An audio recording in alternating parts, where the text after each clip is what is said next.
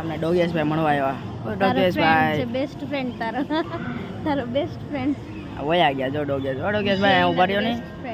કઈ બાજુ જાવ? બે જાવ અહીંયા. જો બે ગયા ને તાર ફ્રેન્ડ એટલે તાર બાજુ બેહે ને તો પછી મારા ફ્રેન્ડ બેહે જ ને. તમને શું ખબર? એટલે મારો ફ્રેન્ડ છે એટલે બેહે ડોગેશભાઈ. એટલે જ ને તને મળવા આવ્યો. અમે આવ્યા છીએ જો ઉમિયા મંદિરમાં.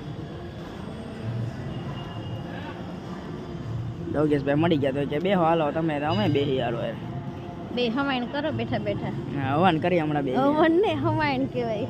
એમાં શું હોય? હવાઈન એટલે કે વાતચીત એમ દુઃખ સુખ ની વાતો કરીએ ને હવાઈન કહેવાય. ડોગેશભાઈ જીવનમાં દુઃખ હાલે એટલે એને સામું નથી જોતા, ખાલી બેહી ગયા શાંતિ ના આવી. એટલે જ કશું તાર ફ્રેન્ડ ની હાઈરે હવાઈન કીધું હે ને. વારી વારી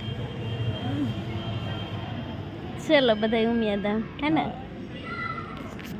આવું હોય તો આવો. ડોગેશભાઈ અહીંયા બેઠા અને કીધું કલાક સુધી બેસી એટલે તારો ફ્રેન્ડ છે તો પછી ચાલો બધા ઉમિયા.